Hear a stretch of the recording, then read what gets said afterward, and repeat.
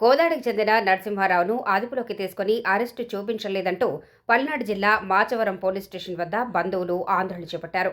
3 రోజులైనా అరెస్టు చూపించలేదంటూ భార్య దుర్గా ఆవేదన వ్యక్తం చేశారు.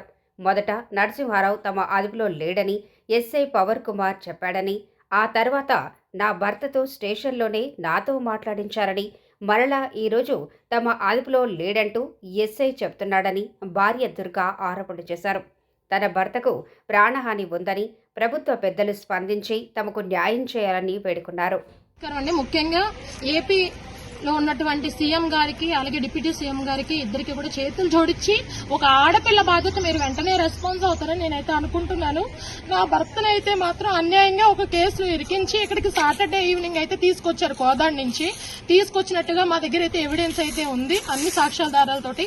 ఇప్పటి వరకు కూడా ఒక 3:30 ముందు వరకు కూడా నా భర్త ఇక్కడ లేరు, మేము లిఫ్టింగ్ ఇచ్చేసాం, తీసుకెళ్లిపోయారు 41 అనే రీతిలోనే చెప్పుకుంటూ వచ్చారు ఎస్ఐ గారండి. కానీ ఇప్పుడు మాత్రం 3:30 నా భర్తతో నన్ను ఇదే పోలీస్ స్టేషన్ లో 3 గంటల 30 నిమిషాలకి మాట్లాడించారు. నేను మాట్లాడాను. ఇప్పుడు మళ్ళీ 5 వరకు కూడా నా భర్తను వదిలేస్తానే చెప్పారు.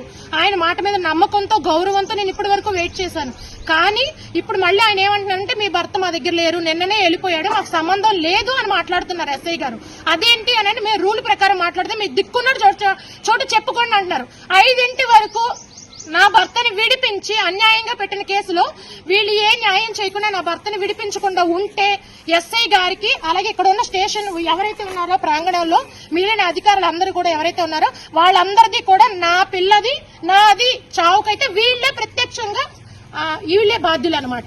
ఇంతకంటే నేనేమీ కోరుకోవట్లేదు. మీరు న్యాయం చేస్తారని అయితే నేనైతే ఆశిస్తున్నాను.